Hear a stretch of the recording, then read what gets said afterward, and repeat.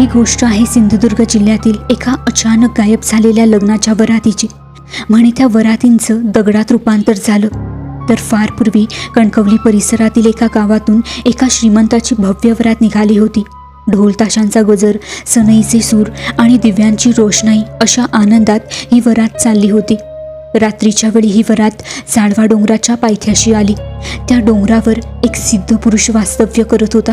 वरातीत असणाऱ्या लोकांनी दारूच्या नशेत तिकडून जाताना तिकडच्या संतांचा आणि त्या दैवी शक्तींचा अपमान केला. वरातीचा आवाज आणि गोंधळ यामुळे संतांच्या तपश्चर्येत व्यत्यय आला. क्रोधित झालेल्या त्या सिद्ध पुरुषाने वरातीतील सर्व लोकांना एक शाप दिला. मान दिला नाही तर माती व्हाल. आणि त्या क्षणी एक चमत्कार घडला. संपूर्ण वरात, नवरदेव, नवरी, वाजंत्री आणि पाहुणे मंडळी या सर्वांचं रूपांतर दगडात झालं. आजही साळवा डोंगरावर फिरताना किंवा आजूबाजूच्या खडकांची रचना पाहिल्यास एखाद्या वरातीसारखे किंवा माणसांच्या आकारासारखे दगड तिथे दिसतात. स्थानिकांचं असं म्हणणं आहे की रात्रीच्या वेळी या दगडी वरातीच्या जागेवरून ढोल ताशांचे आवाज ऐकू येतात. त्यामुळे आजही त्या परिसरात रात्रीच्या वेळी जाणं टाळलं जातं.